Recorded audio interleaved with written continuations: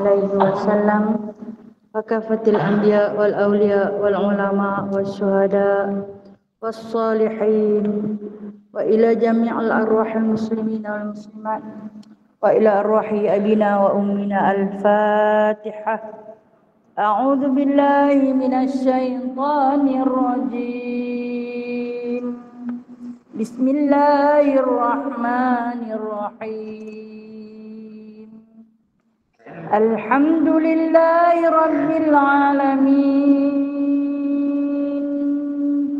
الرحمن الرحيم مالك يوم الدين. إياك نعبد وإياك نستعين. اهدنا الصراط المستقيم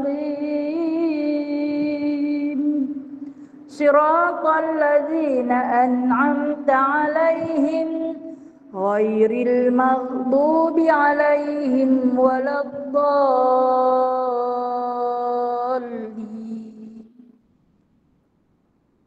آمين.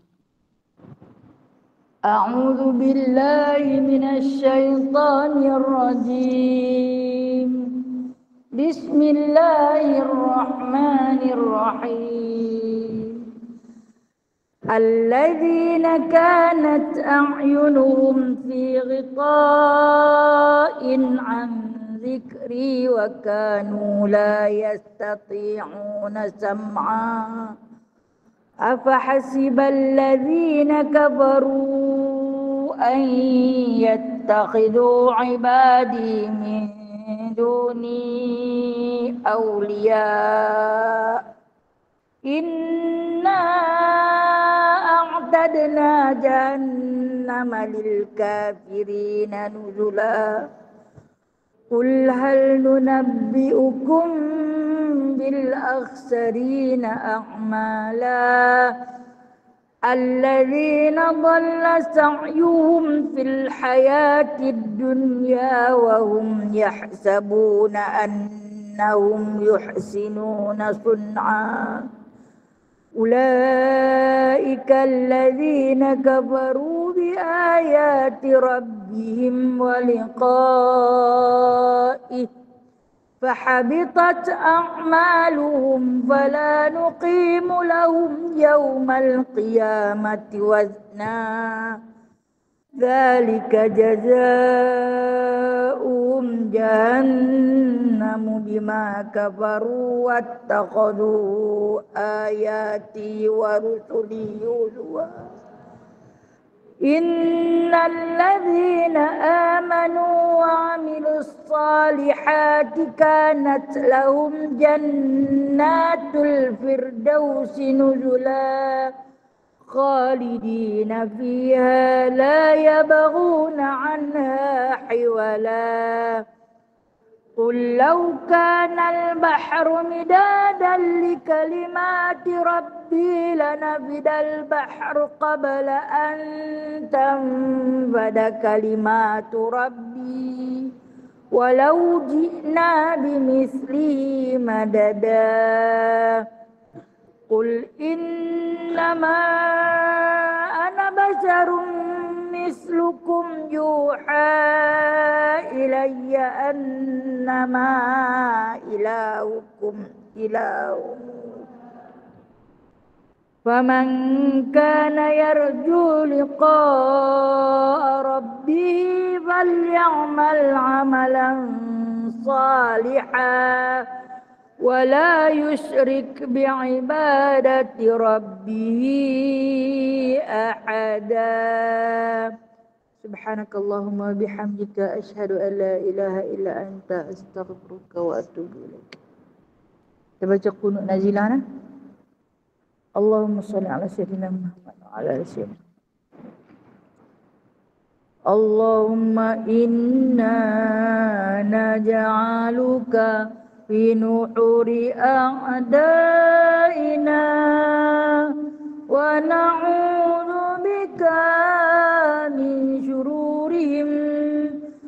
Allahumma بدد شملهم وفرق جمعهم وشتت كلمتهم وزلزل أقدامهم وسلط عليهم كلبا من كلابك يا قهار يا جبار يا منتقم يا الله يا الله يا الله اللهم يا منزل الكتاب يا مجري السحاب يا هازم الأحزاب اهزمهم اهزمهم اهزمهم وانصرنا عليهم اللهم إنا نجعلك في نحور أعدائنا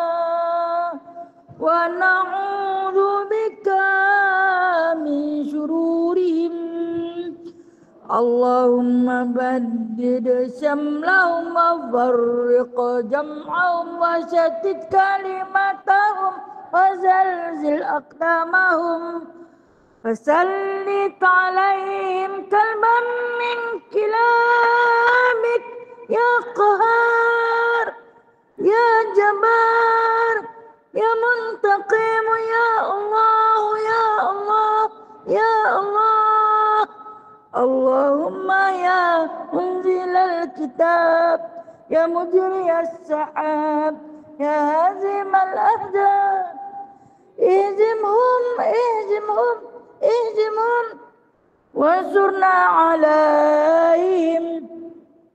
Ya Allah, kami letakkan kamu di batang leher musuh-musuh kami dan kami berlindung denganmu dari kejahatan mereka.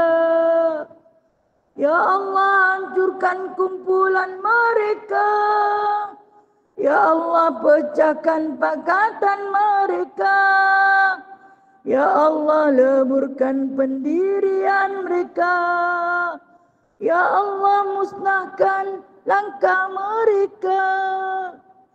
Cengkamkan anjing-anjingmu kepada mereka.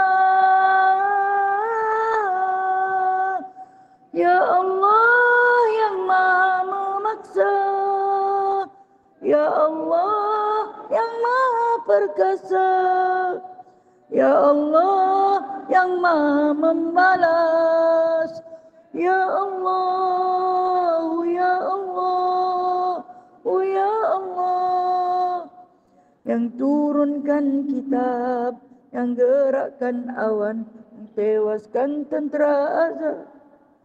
Kalahkan mereka, kalahkan mereka, kalahkan mereka, dan kemenangan untuk kami.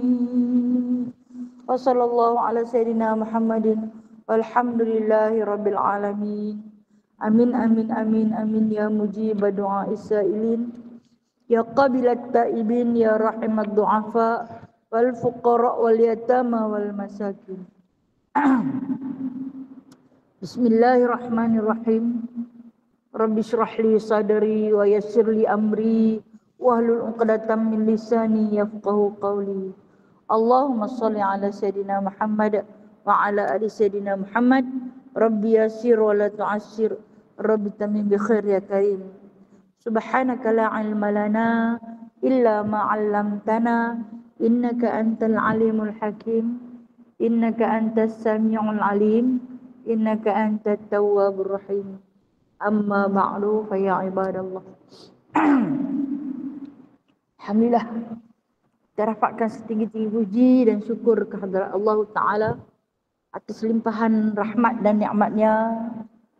Hari ini kita dapat lagi bersama-sama bersua wajah menyambung muzakarah kitab penawar, hadis penawar hati, yang mana insya-Allah kita akan masuk pada hadis yang ke-31. 3 bulan api dapur Nabi tidak berasap. Okey. Ada yang nak lagi tak? Ada yang nak lagi tak? Ada yang ni bulan sudah dia ada tanya. Ada tak main minggu ni? Ada yang ada kita?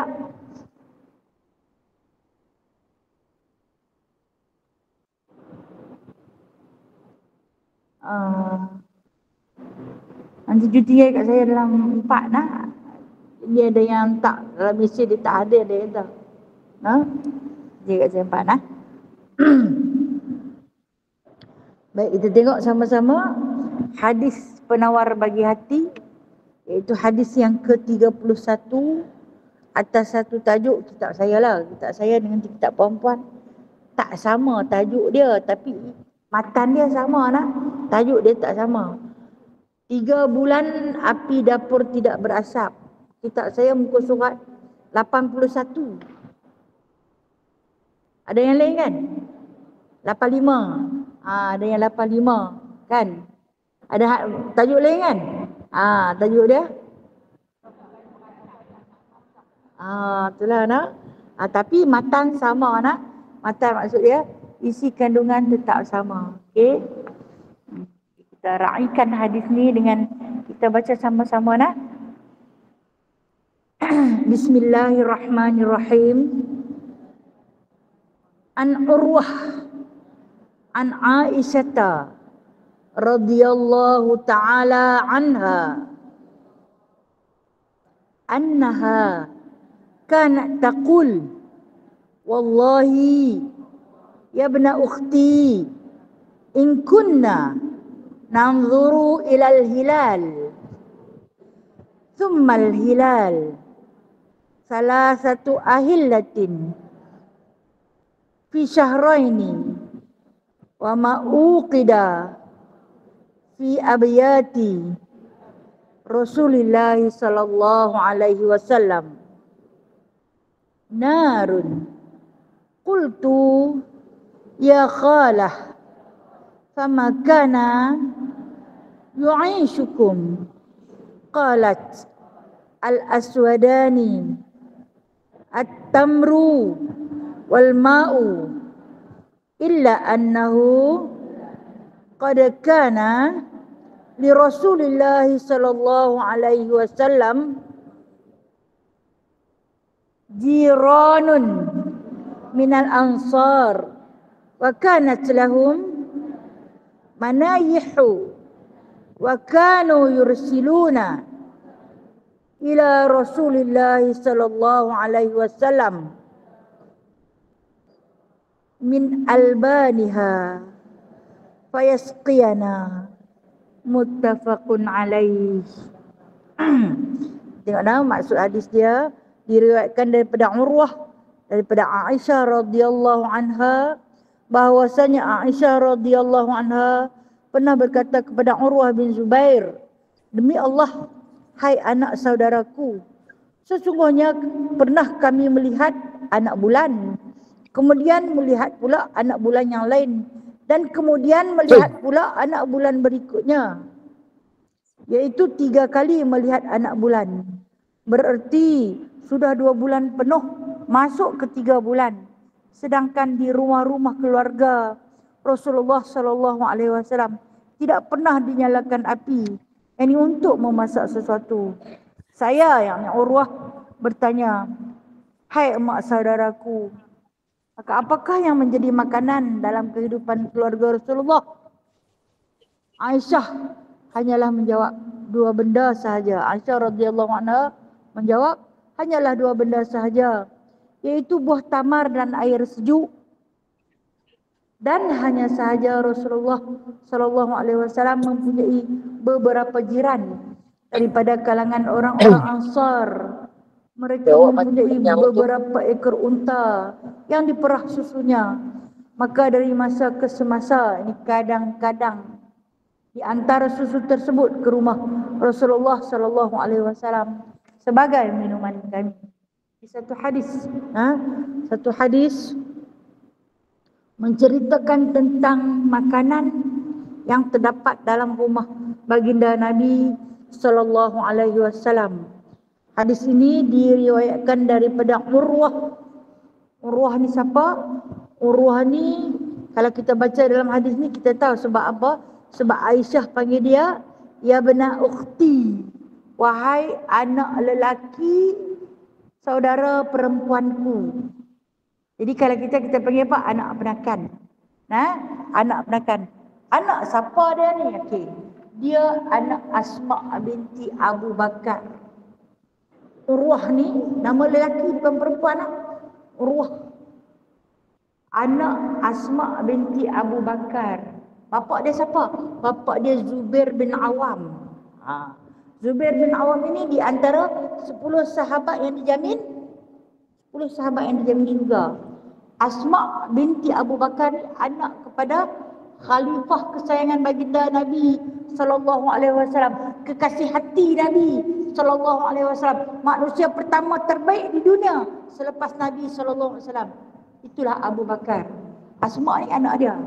Dan Asma ni di antara rentetan sejarah dia masyhur kerana dia di antara salah seorang individu yang mendaki gunung Sur ketika mana menghantar bekalan makanan untuk ayah dia dan Rasulullah semasa Rasulullah bersembunyi daripada puak-puak musyrikin Quraisy. Saya cerita dia sedang syarat mengandung.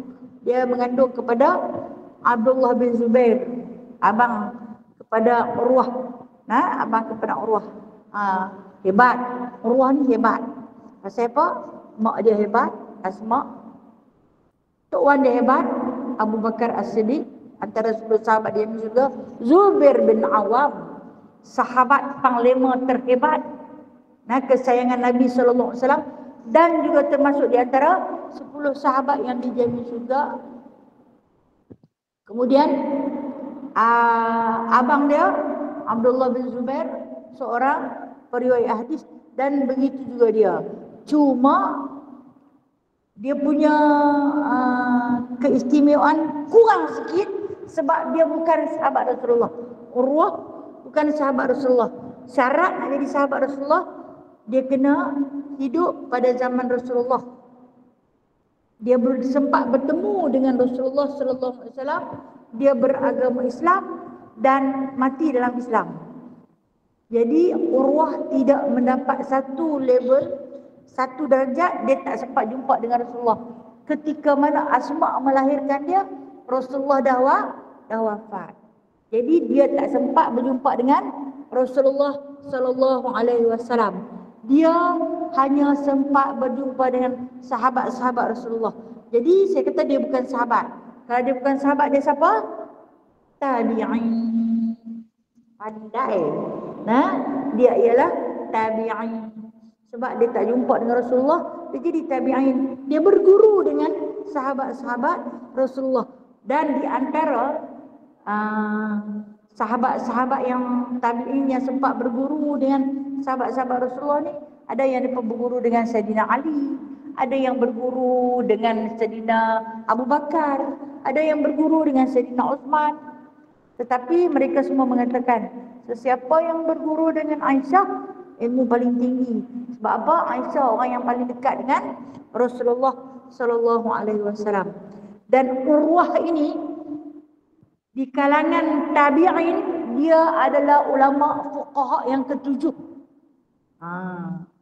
Ulama yang paling faqih dalam bidang agama yang ketujuh. Di kalangan tabi'in lah, bukan di kalangan sahabat. Yang mana dia guru pertama dia ialah Aisyah. Aisyah tu siapa dengan dia? Mak menakan. Kira Rasulullah dengan dia tu mak menakan lah. Kan? Pak menakan. Rasulullah tu kira pak menakan dia. Cuma dia tak sempat jumpa. Kalau kita nak tengok mak Urwah ni Asma. Bapak dia Zubair bin Awam. Tok Wan dia sebelah mak dia Abu Bakar As-Siddiq. Tok dia sebelah ayah dia Safiyah binti Abdul Muttalib. Siapa Safiyah tu? Mak menakan Rasulullah. Jadi keakraban hubungan nasab dia dengan Rasulullah cukup kuat. Bersangkut, belah mak dia pun sangkut, belah ayah dia pun sangkut dengan Rasulullah sallallahu alaihi wasallam. Safiyah binti Abdul Muttalib adalah wanita pertama yang mengangkat anak panah ataupun wanita pertama yang mengangkat senjata membunuh musyrikin. Itu Safiyah di antara orang yang hebat. Okey. Nak cerita sikit tentang, bisa dengar nama Urwah tak pernah dengar. Kalau tak baca hadis tak pernah dengar. Kita cuma ambil matan. Tapi saya suka bercerita tentang perawi sebab nak tahu peribadi perawi, lepas tu baru kita nilai hadis ni dia punya kualiti. Sebab periwayat dia tu dahsyat. Urwah ni dia punya kehebatan dia sebab pertama saya kata guru dia ialah Aisyah, mak belakang dia sendiri. Kemudian guru dia yang kedua Sayyidina Ali karamallahu wajh. Guru dia yang ketiga tok wan dia, Sa'd dia. Kemudian dia pergi jumpa dengan Osman. Kira guru-guru dia ni di kalangan sahabat-sahabat yang kita panggil 10 diam di surga tu. Sebab tu dia hebat. Dia memiliki kehebatan.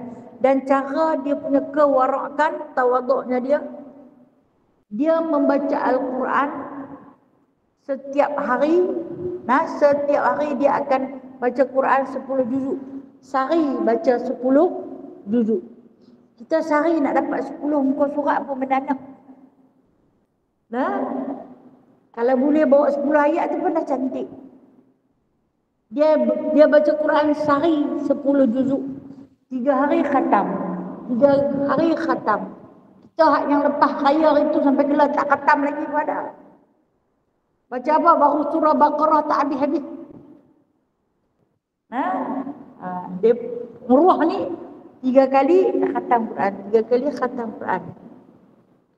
Yang mana dia kan tabi'in, saya kata dia adalah penasihat peribadi Umar Abdul Aziz.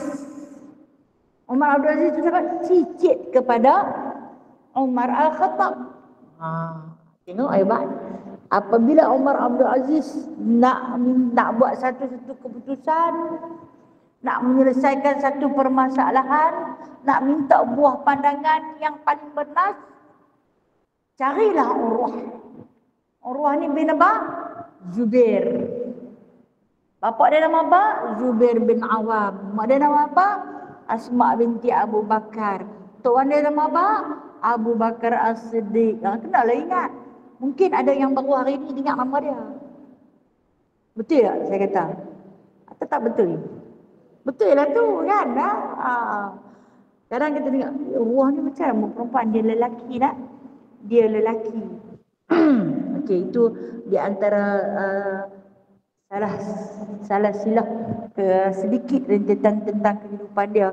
Sebab kita bukan nak fokus pada dia. Cuma saya kata saya suka untuk bercerita tentang periwayat hadis yang tukang ni cerita dekat kita, untuk kita menilai betapa sahihnya matan hadis yang dia bawa main. Okey. Satu hari, dalam periwayat hadis ni, satu hari Urwah dia dah dewasa. Dia pergi ke rumah ibu saudara dia, Sayyidatina Aisyah. Sayyidatina Aisyah radhiyallahu anha mengeluarkan hidangan. Macam kita lah nak main ke rumah. Apa yang ada lah. Ada ayak sejuk, ada tamar 3 biji. Ada ayak sejuk, ada tamar 3 biji. Lepas tu Urwah ni perhati kepada makanan hidangan yang mak saudara dia bagi dekat dia tu. Jadi dia kata, hari ni kita nak belajar apa? Dia kata Aisyah, kita nak belajar tentang kurma dan air. Nak belajar tentang kurma dan air. Apa yang ada pada kurma? Aisyah ni bercerita kepada Sayyidina Urwah bin Zubair bin Awam ni. Dia kata, dia kata, anha kanat taqul wallahi ya ibna ukhti, demi Allah. Makna dia pun nak cerita sungguh-sungguh ni kan. Wahai anak saudaraku, in kunna nanzuru ila al-hilal thumma al-hilal, dia kata, kami ni pernah satu ketika semasa hayat Rasulullah sallallahu alaihi wasallam, kami ni tengok hilal. Hilal ni apa? Anak bulan. Anak bulan sabit tu lah. Nah, kami pernah tengok anak bulan ni naik sampai mengambang, kembali mengecil, tenggelam. Naik pula anak bulan kedua. Yang dia kata, thummal hilal. Naik pula kedua. Kemudian naik pula lagi ketiga. Jadi 3 bulan. Hampir 3 bulan. Kalau perkiraan Masihi mungkin kurang dalam 3 hari. Tapi kalau perkiraan Hijrah dah cukup 3 bulan. Nampak berlalu hilal di depan mata kami. Hal keadaan kata Sayyidatina Aisyah radhiyallahu anha, wa ma uqida fi abiyat Rasulullah sallallahu alaihi wasallam. Sedangkan di dalam rumah Rasulullah mauqid ni tak berasap. Tak berasap. Kenapa? Tak ada benda nak masak. Tak ada benda nak makan. Tak ada apa-apa bekalan makanan. Ketika ini berlaku seorang Yahudi dia mengkhianati orang-orang Ansar, yang mana tanaman orang-orang Ansar subur. Walaupun cuba diberi benih yang tak elok, tapi bila ditanam berkat baginda Nabi sallallahu alaihi wasallam, berkat bumi Madinah subur tanaman orang-orang Islam.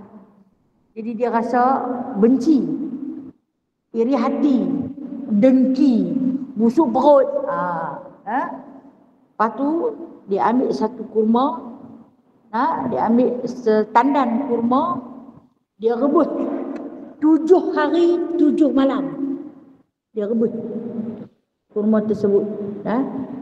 Dia rebus 7 hari 7 malam tu, dia ambil isi kurma tu, lalu dia buat makanan. Macam kalau hari ni kita buat jam.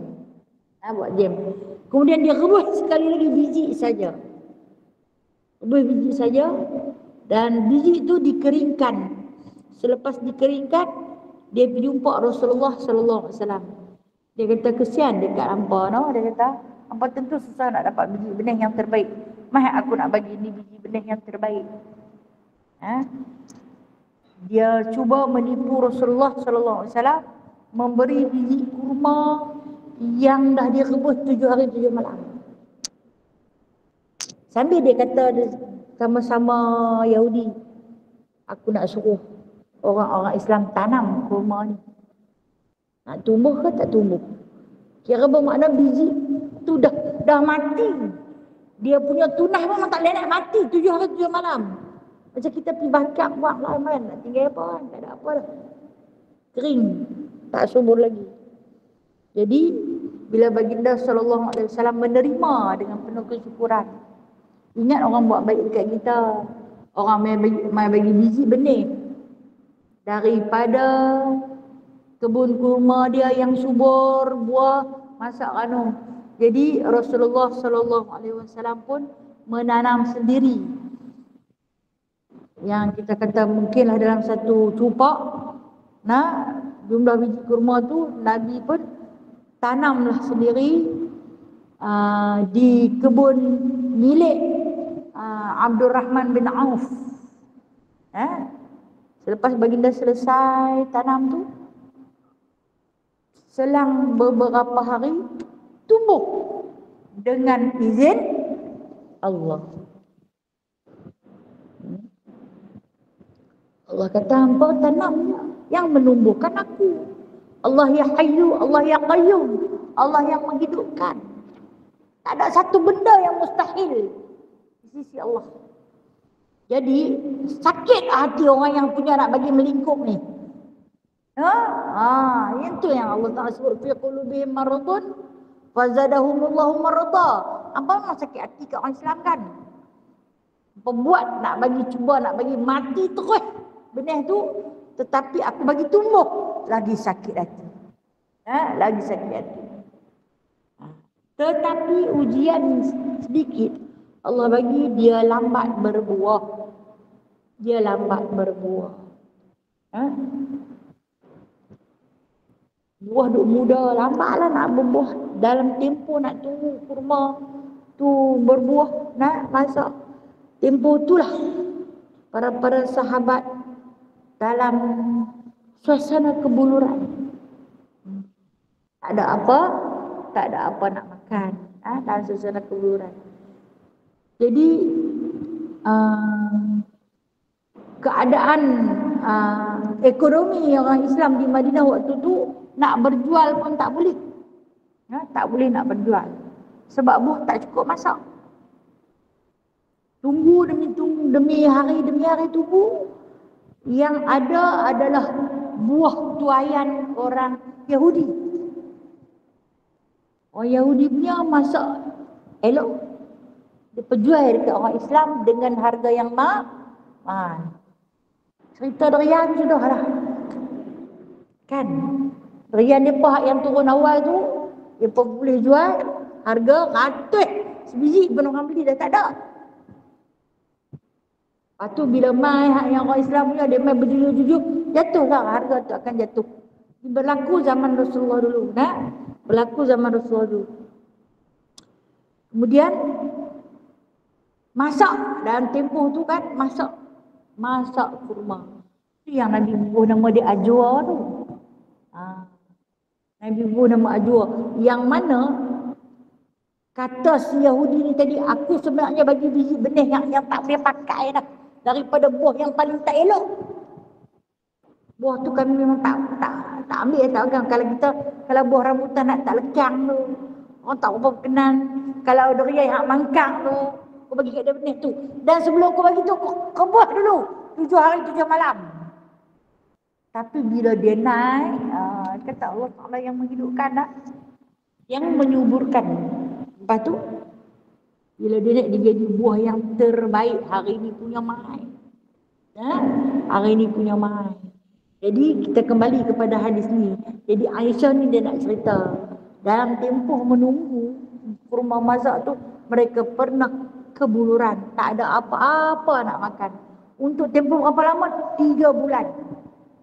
3 bulan tak ada apa nak makan, daging pun tak ada, tepung pun tak ada. Tetapi kami ada jiran.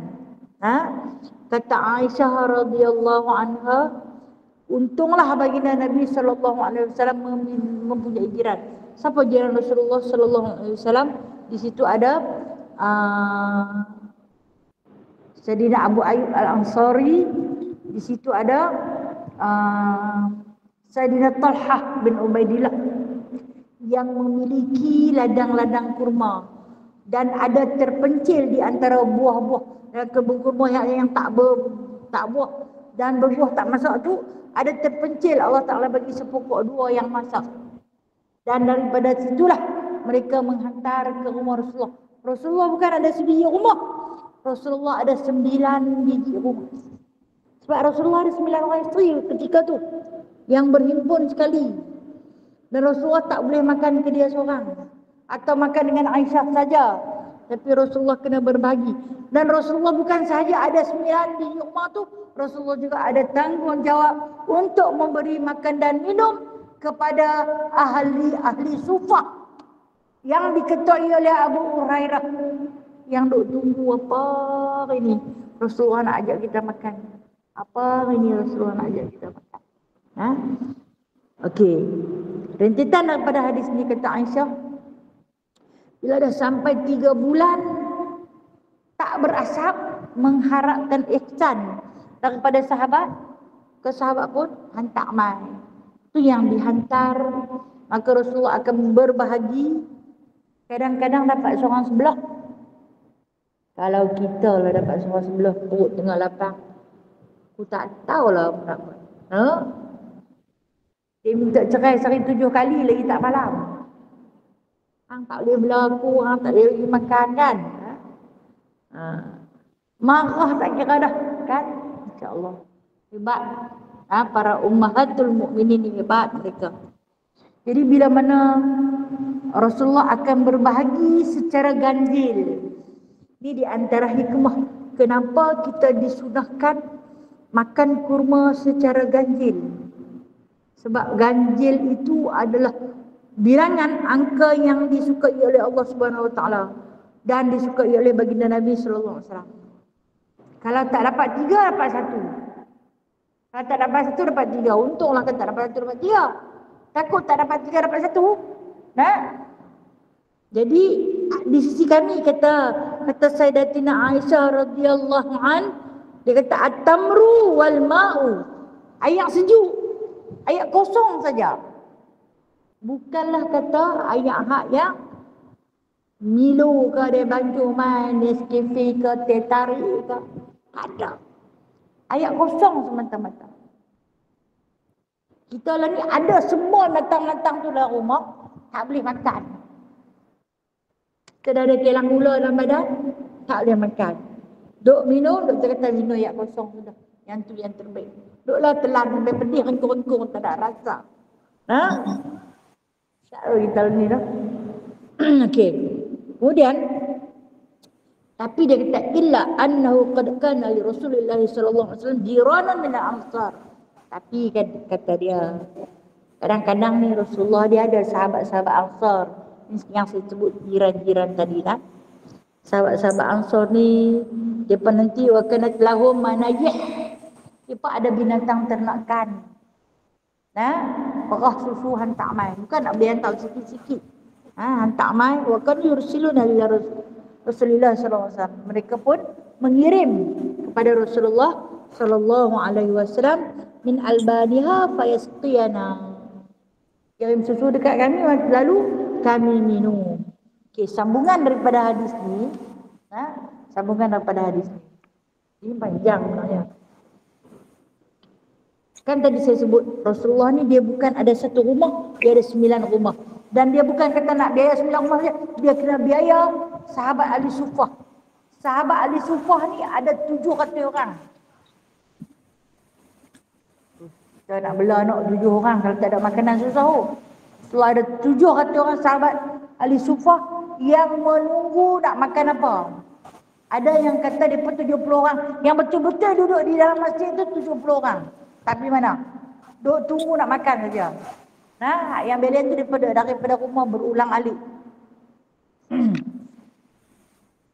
Satu hari Abu Hurairah ni dia lapar sangat-sangat. Mungkin dah berhari-hari tak makan.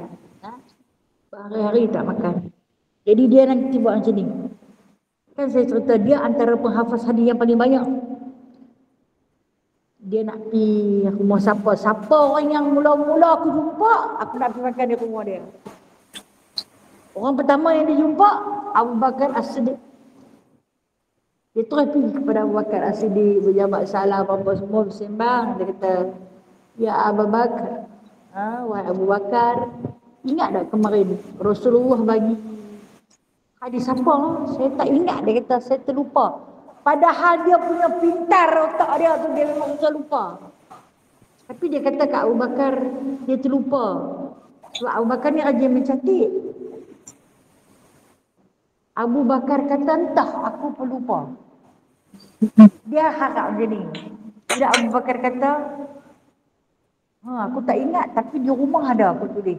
Jom kita pergi baca di rumah aku. Dia tunggu. Kalau dah pergi di rumah tu takkan tak ada sepatah 2 kata. Kan dia lapar. Dia lapar. Dia Abu Bakar ni tak mahu ajak dia ke rumah sebab tak ada apa nak bagi makan. Bagi para sahabat, kalau orang main rumah mereka tak memberi apa-apa jamuan adalah satu keaiban yang amat besar. Dia Abu Bakar ni memang tak mahu bawa dia pergi ke rumah sebab tak ada apa nak makan. Dan Abu Bakar tahu dia tu lapar. Dan Abu Bakar pun lapar. Hang pun tak ingat, tak catat. Duk, kata Abu Bakar. Padahal Abu Bakar tahu dia memang dia ingat. Dia buat trik. Dia buat trik, dia nak pergi. Tunggu tengok gelang siapa? Gelang Umar lah. Yang ni dapat kepaham. Tengok dia jalan laju, dia makan kenyang. Jumpa kepada Umar, dia tanya kepada Umar yang sama. Ingat tak? Kemarin Rasulullah ada baca satu hadis. Apa aku tak ingat matan, aku lupa lah. Umar kata, hang kata ingat matan. Ha? Kan dia punya otak macam photostat tu. Macam kita print boleh keluar semua. Hang kata ingat. Kalau aku semualah banyak ghaflah. Saya tak. Hang kata ingat. Kalau hang tak ingat, aku lagi tak ingat. Aku pula bukan kerja menulis. Yang kita jalan. Awal jalan. Jumpa Abdul Rahman bin Auf kaya. Abdul Rahman bin Auf kaya. Yang ni kira nak tangkap ayam hutan dapat unta ni ya. Dia jumpa Abdul Rahman bin Auf. Abdul Rahman bin Auf ni orang dia lurus sangat. Lurus sangat. Tak pandai berkias-kias. Abu Hurairah ni nak berkias. Nak pergi ke rumah nak makan. Tapi tanya pasal hadis ni yang dia lupa. Abdul Rahman bin Auf kata, aku baru balik niaga, baru balik berdagang dan aku tak dan jumpa Rasulullah. Tak dengar apa tu. Alah, dia ni tak faham-faham. Orang nak pergi rumah hang kot. Nak minta malu. Nak minta malu. Tiba-tiba tengoklah Abu Ayyub Al-Ansari bawa satu bijana, satu bekas air yang diperbuat daripada kayu, bukan minuman Rasulullah. Dia bawa pergi ke rumah Rasulullah. Abu Hurairah tengok dia masuk ke rumah Rasulullah. Saat tunggu Rasulullah pula. Kalau Rasulullah tak keluar, kita pergi. Diajaklah Abu Bakar dengan Umar dengan Abdul Rahman pergi ke rumah Rasulullah. Rasulullah adalah sebekas susu yang dikirim oleh Abu Ayyub Al-Ansari dalam rumah Sayyidatina Aisyah. Tengoklah, zaman tak ada apa tu. Time tu orang hantar susu, mungkin Rasulullah nak minum bersama dengan para isteri. Mai pula tetamu. Siapa hantar tetamu ni? Allah. Kita kadang-kadang jadi ada sikit makanan. Kita ingat nak makan ahli keluarga kita pun dapat seorang sikit. Tiba-tiba Allah hantar tetamu lain. Kita perhati kepada makanan. Apakah patut aku hidangkan pada tetamu atau aku lebih utamakan ahli keluargaku? Kalau ikut sunnah Rasulullah, dia suraikan tetamu. Kadang dengan tetamu tu pun lapar, hantar apa pun dia bedai habis. Kita ni pernah ni biji mata. Tapi bila kita imbas kepada hadis Rasulullah ni, lagi Allah nanti hantar yang lain Allah hantar yang lain. Tidak pun Allah akan kenyangkan perut kita, ahli keluarga kita. Kemudian ceritanya bila dah masuk tunggu, pakak-pakak duduk tunggu susu Rasulullah tu. Rupa-rupanya Rasulullah tahu ajak mereka. Rasulullah kata kepada Sayyidatina Aisyah, ya Aisyah, bawa susu ni diminum dengan kakak-kakakmu. Ini madu-madu dia lah. Yang kata 9 orang yang isi keluarga. Kalau berbaki, bawa main balik. Abu Hurairah masa ni susah hati dah. Satu tu nak share 9 orang. Lepas tu dia kata berbaki pula. Kalau berbaki bawa main balik. Pada habis tunggu, memang Rasulullah tahu dia perlu tunggu nak minum. Jadi dia bawa main balik. Bawa main balik secawan susu. Tak depan Rasulullah sallallahu alaihi wasallam. Rasulullah kata, ramai ada ahli sufah. Ramai ya Rasulullah. Jawab Abu Hurairah. Dia ni duk harap Rasulullah nak bagi dia minum. Bagi seorang, dia seorang jadilah. Dia pun untuk saya panggil main lah. Ramai. Rasulullah kata, Rasulullah tak minum lagi nak. Dia bagi kepada Abu Bakar. Dia bagi kepada Umar. Abdul Rahman bin Auf tak masuk lepas tu Dia kan banyak makanan. Cuma saya kata dia orang luar berdui. Lah abang nak pergi makan, dia boleh balik, sediakan. Adam dia berlambak. Tapi dah kias macam tu dia tak tahu. Rasulullah kata kepada Abu Hurairah, sebelum engkau mencicip minuman ni, sebelum hang rasa minuman ni, hang dipanggil semua ahli sufah. Mai. Rumah aku tak muat untuk masuk semua, suruh dia duduk di luar. Bagi minum susu ni. Itu musim kelaparan, musim kebuluran. Pakatlah mai. Pakatlah mai. Bagi minumlah sampai kenyang. Dari satu air susu yang tak luar. Itu kata mukjizat Nabi sallallahu alaihi wasallam. Dan bila habis dah, Abu Hurairah ni duduk tunggu nak patah balik. Memang patah balik. Rasulullah pandang kepada Abu Hurairah sambil tersenyum. Wahai Abu Hurairah, minumlah sepuas-puas kamu. Minumlah. Minum sampai betul-betul berhenti minum pula. Berhenti minum pula. Ayat dalam satu bekas. Bukan satu tong. Satu bekas. No? Tak habis diminum. Tak habis diminum. Masya Allah. Mukjizat Nabi SAW. Kata Abu Hurairah, selepas daripada tu aku tak berani dah katakan Rasulullah aku lapar. Aku tak berani dah tunjuk pada Rasulullah tentang kelaparan aku kerana aku malu pada baginda. Malu kat Nabi SAW. Sebab dia kata, bila kami bersolat dengan dia satu hari, aku mendengar sendi Nabi seolah-olah meletup. Sendi meletup daripada sujud baginda nak bangun terus bunyi. Kok-krak. Lepas tu Umar Al-Khattab susah hati. Lepas bagi salam tanya, ya Rasulullah engkau sakit ke? Ada bunyi macam bunyi selisih lutut kita yang ada meletup tu. Engkau sakit ke? Tak, kata Rasulullah, aku sihat. Aku dengar ada satu bunyi. Betul, Rasulullah pun buka lah. Di sebalik ikatan tali pinggang dia ada 2 anak batu yang baginda ikat. Kata Umar Al-Khattab, aku faham apabila ada 2 anak batu, bermakna dah 2 hari Nabi tak makan apa-apa. Tak ada apa nak makan. Punya lapar sampai kepada tahap tu. Lepas tu aku terus kata kepada Rasulullah, ya Rasulullah, engkau ni kekasih Allah. Mintalah dekat dia hidangan dari langit. Minta turun hidangan dari langit. Kata Rasulullah SAW, aku baru 2 hari tak makan apa-apa. Bukan 7 hari, bukan 7 bulan. Tapi baru 2 hari. Jadi bermakna hari sebelum-sebelum tu makan apa? Hari yang sebelum-sebelum tu hanya makan kurma dan juga air sejuk semata-mata. Bila kurma pun dah tak ada, air sejuk pun dah tak ada, terpaksa berlapar. Ikat perut dengan batu tambah batu. Kalau hari ketiga, tambah batu ketiga. Itu yang berbunyi. Kenapa dia tak minta kepada Allah secara terus-menerus? Kata Rasulullah, aku malu. Sepatutnya aku mensyukuri di atas apa yang aku ada. Dia boleh minta tak? Boleh. Kalau kata susu tu, dia boleh dapat. Secawan tu boleh bagi minum. Sebanyak mana bilangan. Dia maaf, apatah lagi. Kalau kata dia bermohon pada Allah, mai hantar dekat dia seekor kambing panggang. Senang-senang malaikat Jibril boleh bawa betul. Ingat dalam syurga tak ada ke kambing panggang? Ingat di dunia saja ke? Lebih hebat, jauh lebih hebat. Itu di antara hadis, sambungan daripada hadis ini, cerita tentang kelaparan baginda Nabi SAW. Sebab kata Sayyidatina Aisyah, selama aku hidup dengan baginda SAW, baginda tidak pernah makan sampai kenyang.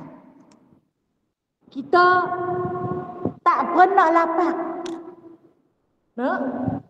Tapi Nabi tak pernah makan sampai kenyang. Kata Aisyah, satu malam tu giliran Rasulullah di rumah aku. Ketika mana aku tidur dengan Rasulullah, aku dengar berbunyi sesuatu di perut Rasulullah.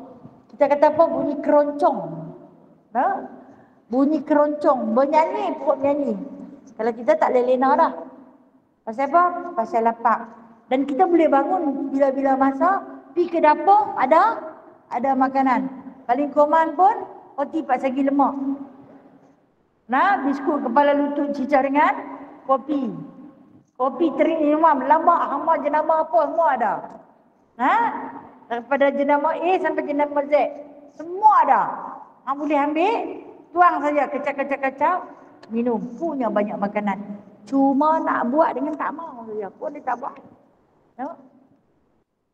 Rasulullah makannya sikit, kita sikit-sikit makan. Rasulullah makannya sedikit, kita sikit-sikit makan, sikit-sikit makan.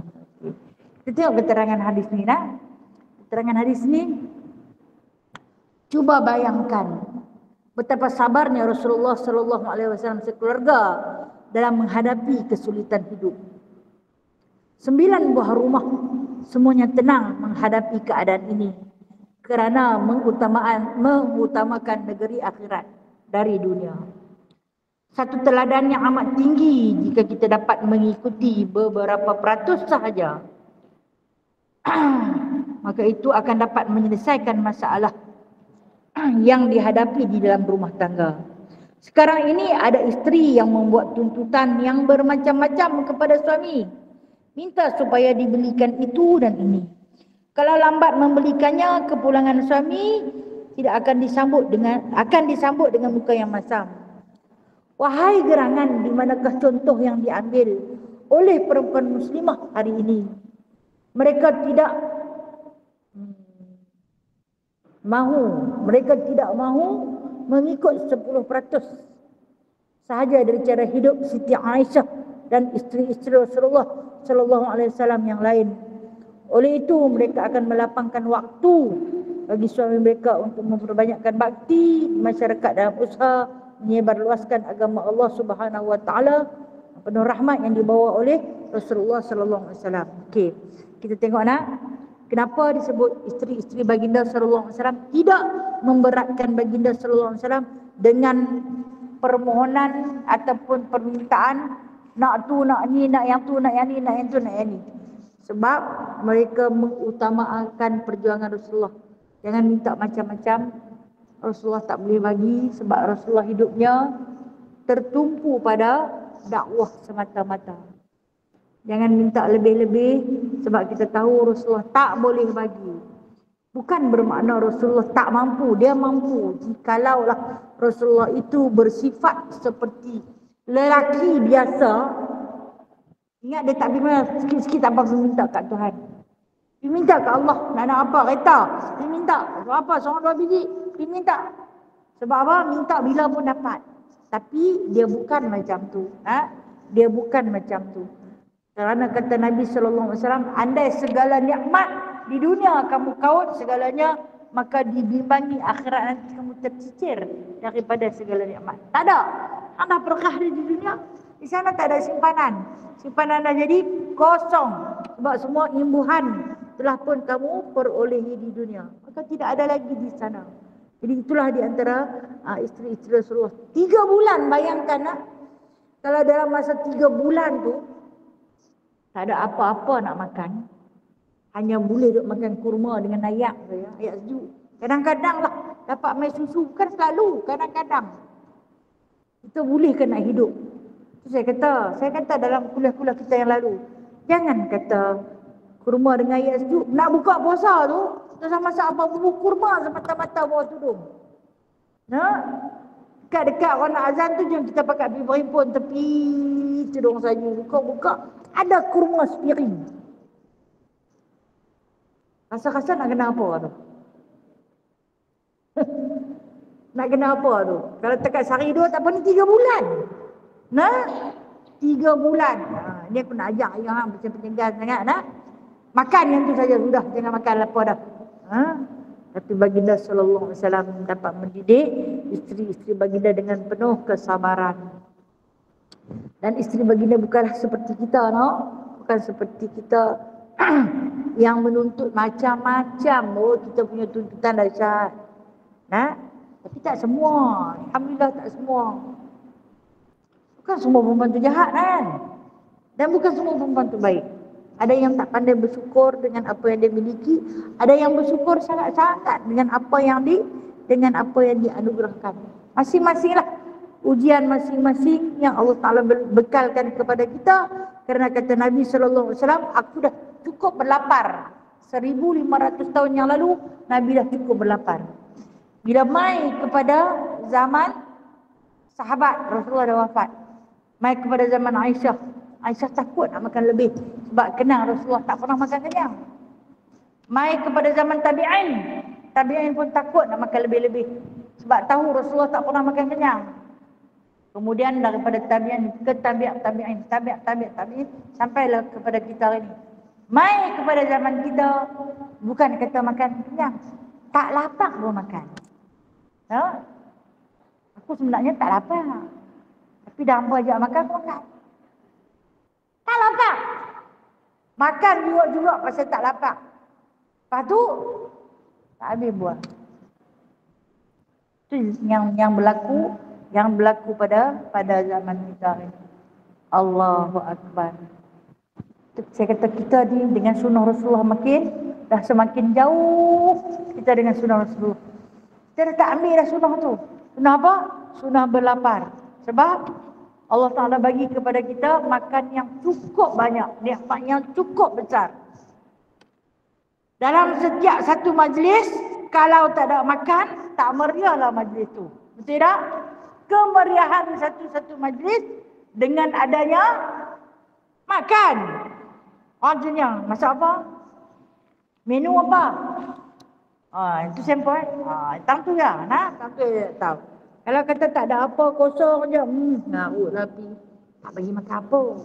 Bagi mineral je. Mineral pun mineral kap. Nasi lemak seorang sebungkus. Macam komana nak. Dia nak ayam beridang tu. Dia maulah seronok lagu tu. Tak tahu dah no. Kita dah semakin jauh dengan sunnah baginda Nabi SAW. InsyaAllah kita akan sambung pada minggu depan. Minggu depan kita masih di sini. Pada hadis seterusnya. Hadis yang ke-32. Tajuk apa? Saya punya kitab tak ada. Saya punya kitab kosong. Terpaksa minta kat katis semalam. Kitab saya kosong. Saya salin semula. Itu silap cetak mungkin. Ni saya salin semula. Apa dia? Tajuk apa? Apa dia?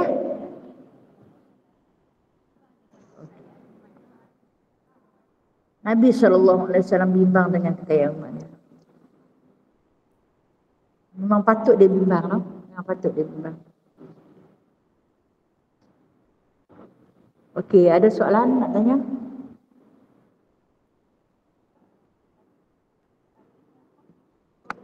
Okey, ahli sufa dipimpin oleh Abu Hurairah.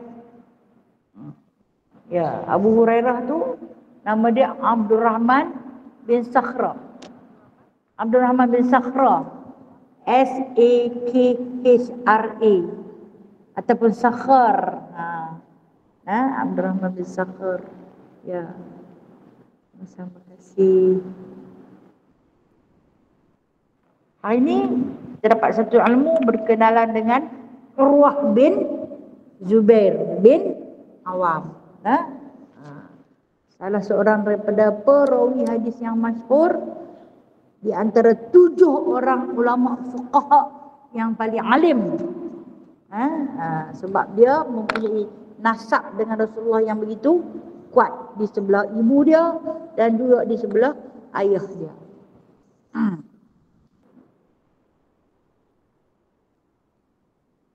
Okey, ada soalan. Ada soalan sahabat tanya tentang saya dah pernah hurai dah masalah ni. Masalah tentang telekung. Kan baru-baru ni viral. Saya pakai telekung. Kalau di dalam pakai baju kelawar ni, ada sahabat tanya. Saya contoh lagi sekali. Saya ingat ada sahabat kita yang dah faham. Kalau pakai telekung, keluar satu fatwa. Mufti Selangor yang mengeluarkan kalau perempuan yang memakai telekung tu pakai semayang lah. Kita tak pakai telekung beli ikan kan.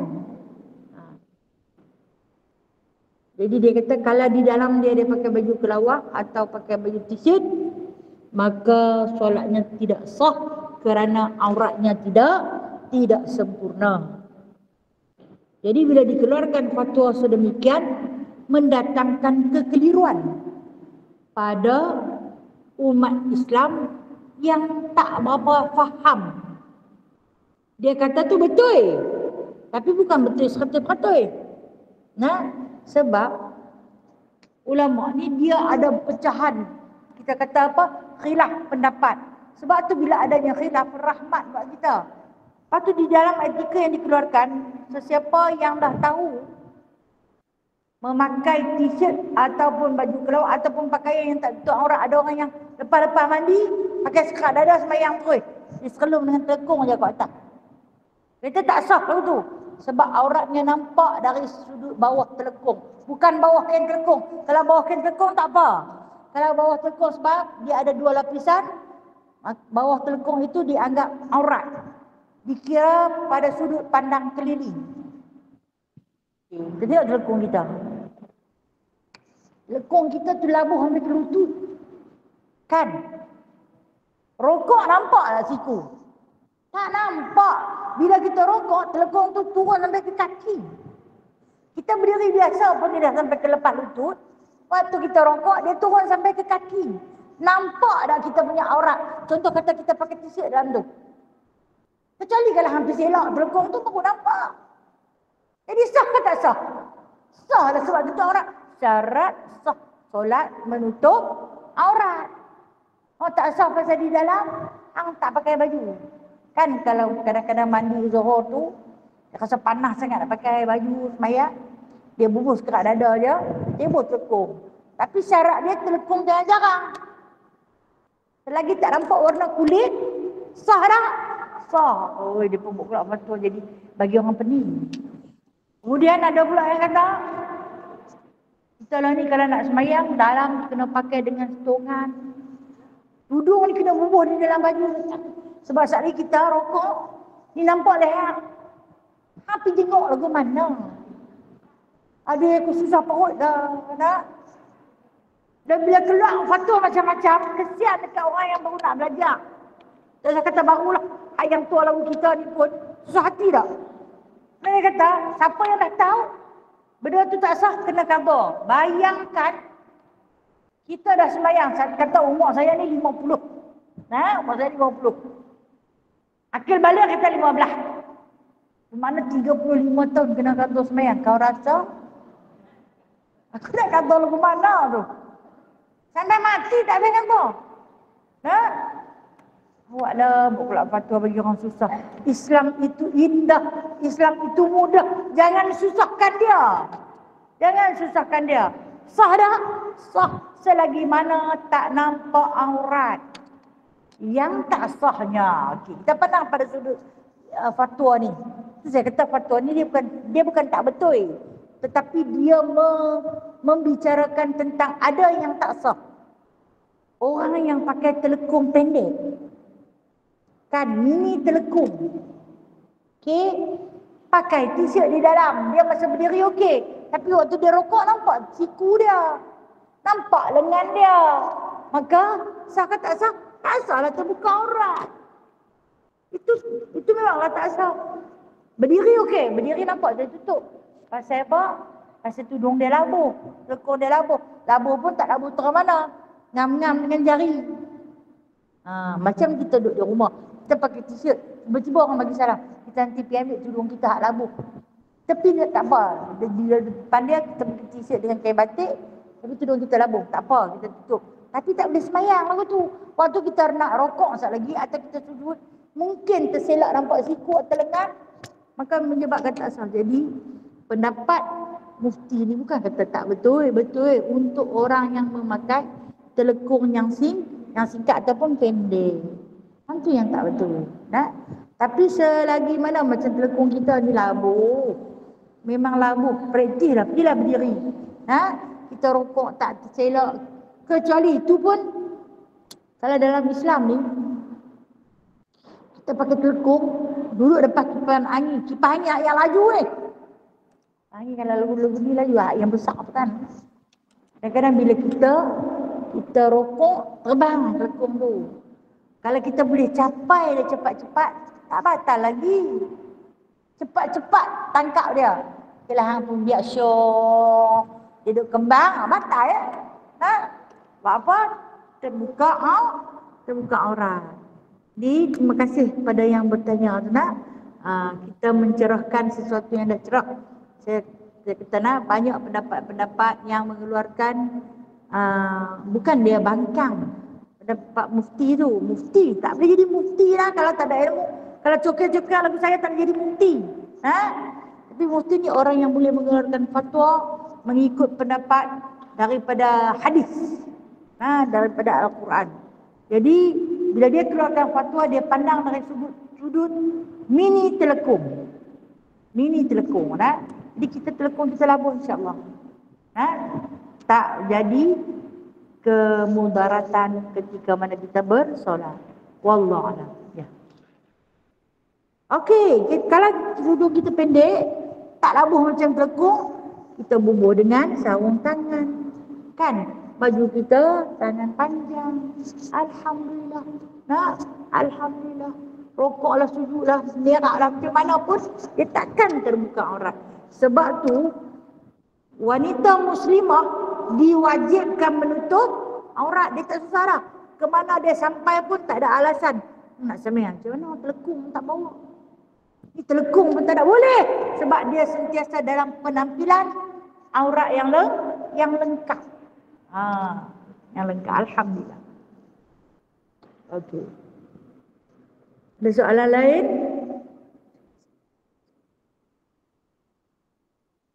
Ada nak? Kalau tak ada, saya sudah dulu no.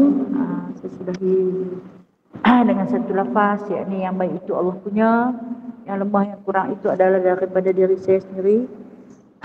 InsyaAllah kalau panjang umur kita akan jumpa lagi pada minggu depan dan masih lagi di sini insyaAllah ta'ala. A'udzubillahi minasyaitonirrajim. Bismillahirrahmanirrahim. Alhamdulillahirabbil alamin hamdan katsiran hamdan yuafi ni'amahu wa yukafi'u mazidah. Ya Rabbana lakal hamdu kama yanbaghi li jalali wajhikal karim wa 'azimi sultanik. Allahumma zidna 'ilman nafi'a wa fahman wasi'a wa rizqan halalan tayyiba wa 'amalan mutaqabbala wa taubatan nasuha wa tijaratan lan tabur. Ya Allah, ya Tuhan kami, tambahkanlah ke dalam dada kami ini ilmu yang bermanfaat, kefahaman yang luas, rezeki yang halal, amalan yang diterima, taubat nasuha, dan perniagaan akhirat yang tak rudi. Wahai Allah, selamatkanlah saudara-saudara Islam kami, muslimin dan muslimat yang berada di bumi Palestin, yang sedang ditindas di bumi Gaza, yang sedang dizalimi di bumi Kanyan, yang sedang disiksa di negara-negara Islam yang lain. Ya Allah, berikanlah keamanan kepada mereka, kerana Engkaulah yang mengamankan. Berikanlah kemenangan kepada mereka, kerana Engkaulah yang memenangkan.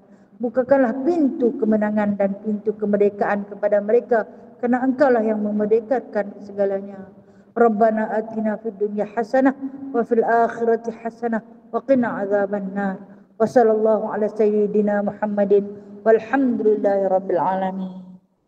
Taqabbalallahu minkum minna wa minkum taqabbal ya karim. Terima kasih semua. Terima kasih Ustazah. Assalamualaikum warahmatullahi wabarakatuh. Waalaikumsalam. Terima kasih semua. Terima kasih semua. Assalamualaikum.